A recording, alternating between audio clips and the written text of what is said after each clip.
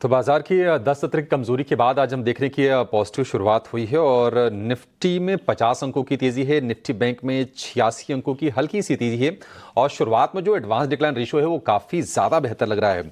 सिर्फ 400 शेयर कमजोर हैं, 350 शेयर इनफैक्ट, और 1800 से ज्यादा शेयर आज मजबूती के साथ कारोबार कर रहे हैं। इंडिया विक्स में हल्की सी नरमी है, 14 के आसपास का इंडिया विक्स है।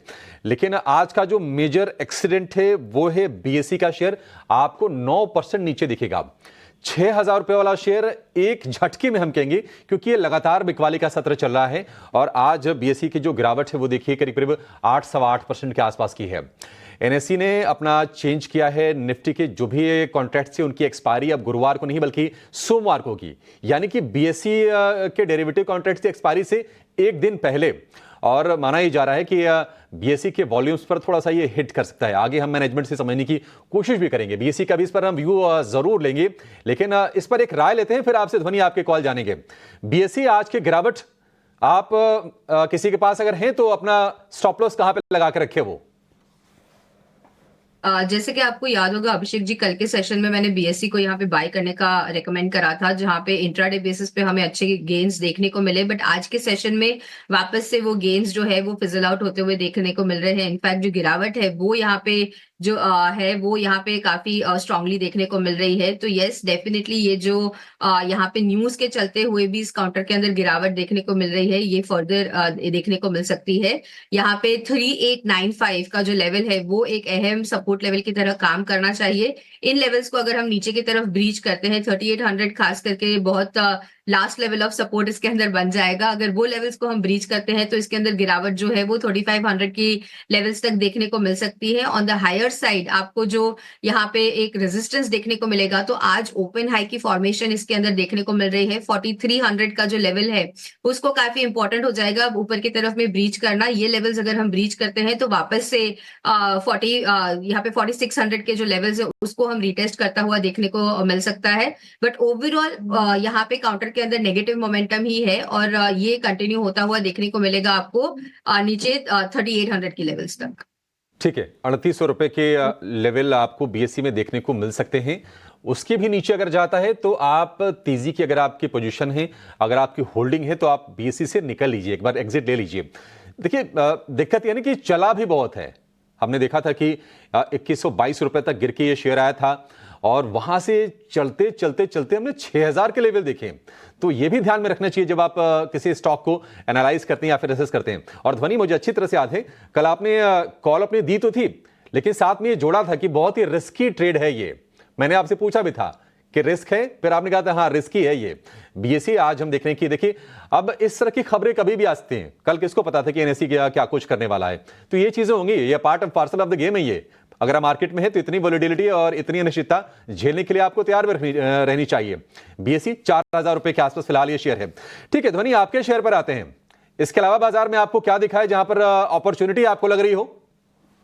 जी बिल्कुल, यहाँ पे डिफेंस के काउंटर्स में हमने कल के सेशन में भी बाइंग देखी और आज के सेशन में जो हल्की बाइंग जो है यहाँ पे देखने को मिल रही है उसमें हिंदुस्तान एरोनॉटिक्स का काउंटर है, बीएल का काउंटर है। इन काउंटर्स के अंदर हमें आज भी बाइंग एक्शन देखने को मिल रहा है। हालांकि अभी ओपनिंग में यहाँ पे फ्लैट मोमेंटम इसके अंदर बना हुआ है, बट ओवरऑल यहाँ पे पॉजिटिव नजरिया बन रहा है मेरा। तो हिंदुस्तान एरोनॉटिक्स एचएएल को यहाँ पे बाय करने की सलाह रहेगी।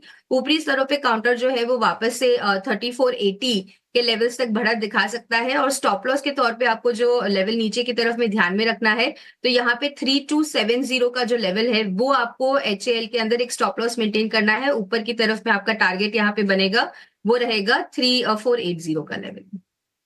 3480 के टारगेट, 3270 रुपए के स्टॉप लॉस। एचएएल लगातार हम स्ट्रेंथ देख रहे हैं और कल भी हमने देखा कि जो डिफेंस वाले जो तमाम शेयर थे, गार्डन रीच हो या फिर मैदानी हो, कोचिन शिपयार्ड हो, सारे के सारे चलते हुए आपको दिखाई दे रहे थे। एचएएल में भी कल लीडरशिप बढ़िया थी। अब जो टारगेट होंगे 3480 रुपए के होंगे, 3270 रुपए के स्टॉप लॉस के साथ इस शेयर को खरीदना है। तो तेजी का ही सौदा धोनी की तरफ से। लेकिन जैसा डिम्पी कह रहे थे कि आज आईटी को ना अवॉइड हम नहीं कर सकते, बिल्कुल सही कह रहे थे, क्योंकि आज की जो रिकवरी बाजार में हो रही है, जो स्ट्रेंथ आपको दिख रही है वो आईटी की बदौलत ही है। इन्फोसिस, विप्रो, एचसीएल टेक आज अच्छे गेंस के साथ कारोबार कर रहे हैं और कुछ कुछ बाइंग हम देख रहे हैं कि ओएमसीज में और इसके अलावा मेटल वाले शेयरों में भी हो रही है। रिकवरी का ट्रेड अगर आईटी में एक पकड़ना हो धोनी, तो आपका कंफर्ट कहां पर है? इन्फोसिस के साथ जाएं या फिर एचसीएल टेक के साथ जाएं?